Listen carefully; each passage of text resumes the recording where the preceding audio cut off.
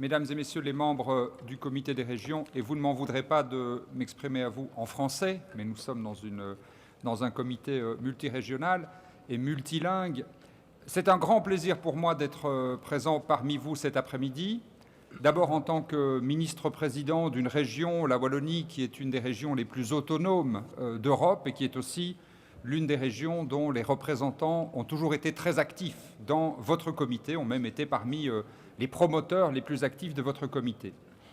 Et je suis d'autant plus heureux d'être présent que le thème de cet après-midi est un thème qui pour nous est extrêmement important. Vous ne le savez sans doute pas, mais la Wallonie, avec d'autres régions proches, la région de la Ruhr en Allemagne, les régions proches du sud-est de l'Angleterre, le Nord-Pas-de-Calais en France, a été une des régions les plus précocement industrialisées du monde, et elle l'a été en grande partie autour du secteur de l'acier. C'est déjà vers 1830 que John Cockerill installe en Wallonie ses tout premiers hauts fourneaux. Et cette industrie a très profondément structuré toute notre économie, mais aussi toute notre société, toute notre vie en commun et toute notre mémoire collective. C'est dire si nous avons vécu la crise de l'acier, non seulement dans nos structures socio-économiques, mais dans nos cœurs et dans nos tripes. Et qu'elle a très très profondément secoué la société wallonne ces dernières décennies et ces dernières années. Et je voudrais vous dire aujourd'hui que ce que nous avons vécu, c'est quelque chose comme une tragédie politique et une tragédie économique, et que c'est d'autant plus tragique que nous avons vraiment le sentiment qu'on aurait pu l'éviter si on avait pu s'inscrire dans un autre contexte politique et idéologique que celui qui a dominé au moment où nous avons vécu cette crise très profonde. L'acier, ce n'est pas qu'on en utilise moins aujourd'hui qu'autrefois. La production, vous le savez, depuis 30 ans, elle a plus que doublé dans le monde, répondant à des besoins très importants des pays émergents en particulier.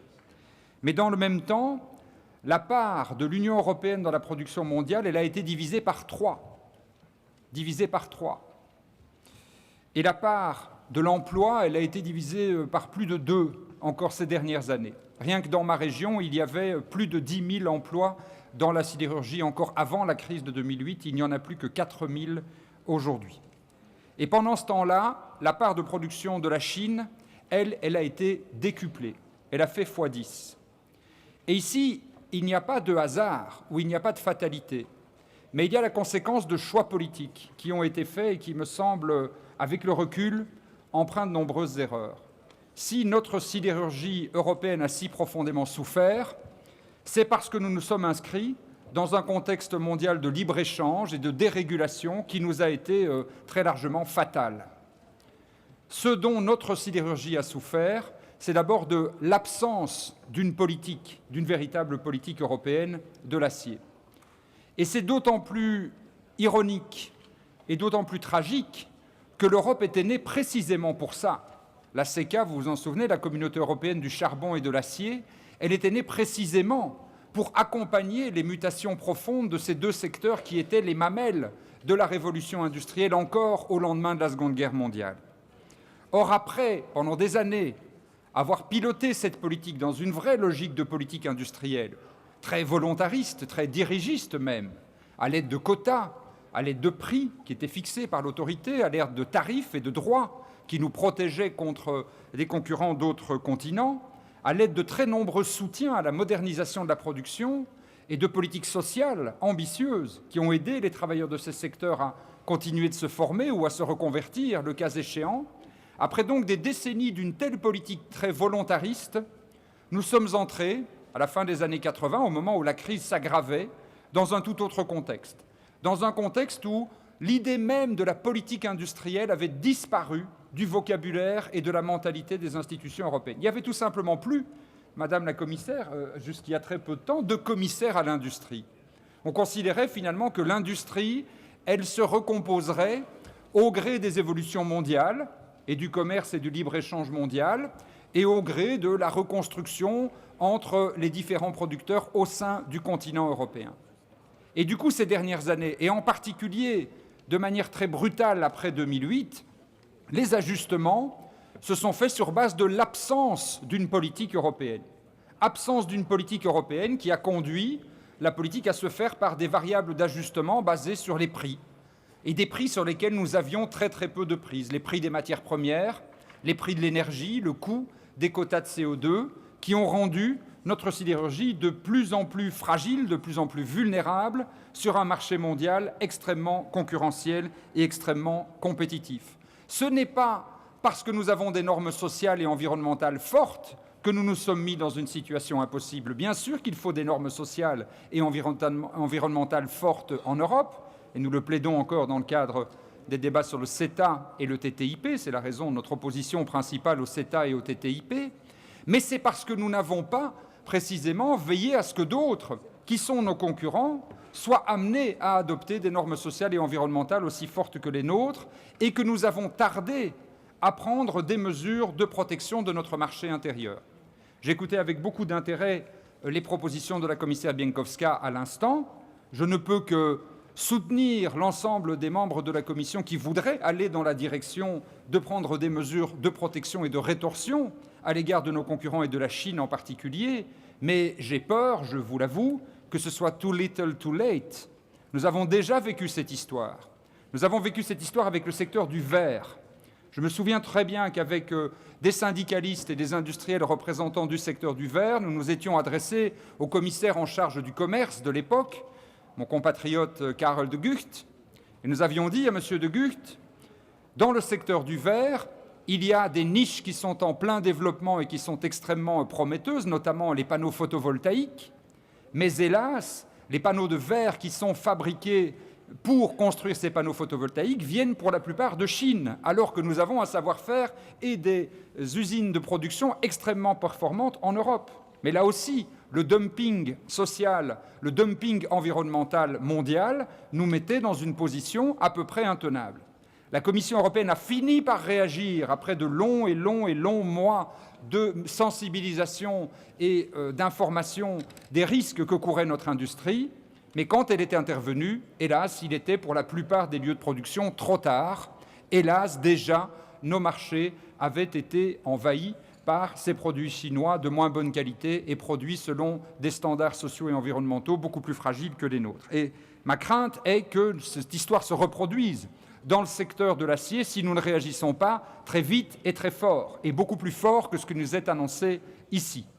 Et réagir vite et fort, ça veut dire se doter en Europe, à nouveau, d'une vraie politique industrielle, au sens plein et au sens fort du terme, comme nous l'avons fait, je le répète, pendant des décennies. C'est reconnaître qu'une logique de libéralisation mondiale, accompagnée d'une logique de dérégulation interne, est suicidaire pour des secteurs comme ceux-ci, et que nous avons au contraire besoin d'une logique d'accompagnement et de modernisation de ces secteurs essentiels. Nous aurons encore besoin d'acier. Les secteurs qui sont au cœur de la transition énergétique, les secteurs les plus stratégiques pour mener des politiques de lutte contre le réchauffement climatique, sont tous des secteurs où l'on a besoin d'acier. Ce sont les plus gros consommateurs. C'est le secteur de la construction, qui à lui seul consomme les 2/3 de l'acier. C'est le secteur des transports et c'est le secteur du transport d'énergie. Et donc, la demande, elle va continuer d'être là. Et pour répondre à cette demande et faire en sorte que ce soit l'industrie européenne qui soit en mesure de répondre à cette demande, nous devons avoir une vraie stratégie forte et rapide qui peut se baser sur 3 piliers. Bien sûr, une politique défensive, ça a été rappelé, mais nous attendons avec beaucoup d'impatience des mesures et en espérant qu'il ne soit pas trop tard au moment où elles viennent. Des mesures d'accompagnement social.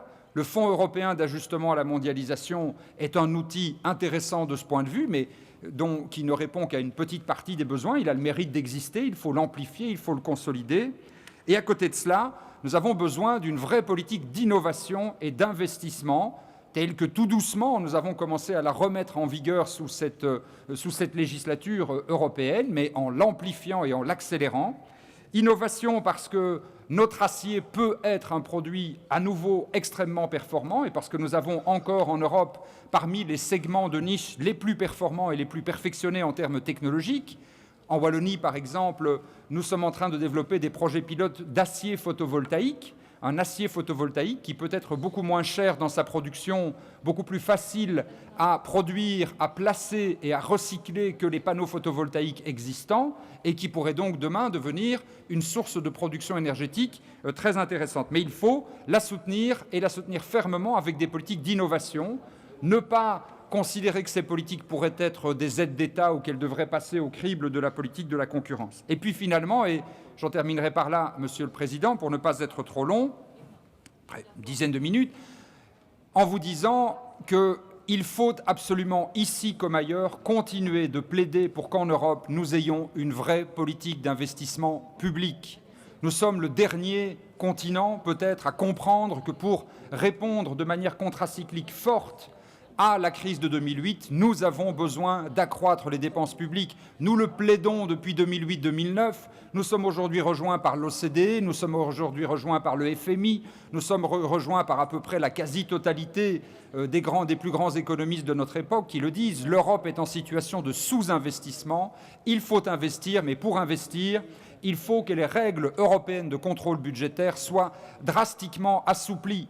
Le pacte de stabilité est, sinon mort, en tout cas très profondément malade, et tant mieux, parce qu'il était un frein majeur à l'investissement. Mais au-delà de cela, il faut rapidement revoir toute la logique de la comptabilité européenne. Il est incompréhensible que dans les contrôles budgétaires qui sont nécessaires, je comprends la discipline budgétaire, il est incompréhensible qu'on traite de la même manière des dépenses de fonctionnement et des dépenses d'investissement. On ne le fait pas dans les communes, on ne le fait pas dans les entreprises, on ne le fait pas dans la plupart des États ou des régions, parce qu'on comprend qu'un euro investi un euro dépensé dans l'investissement n'est pas économiquement de la même nature qu'un euro dépensé dans le fonctionnement. Il n'y a que l'Union européenne qui a l'air de ne pas vouloir le comprendre, il n'y a que Eurostat qui a l'air de ne pas l'accepter. Or, c'est là que nous avons un risque majeur pour nous-mêmes. Le fonds Juncker soutient les investissements, c'est une excellente chose. Eurostat, aujourd'hui, les freine, c'est dommageable. Il faut que l'Europe se réconcilie avec elle-même. Il faut que les différentes institutions européennes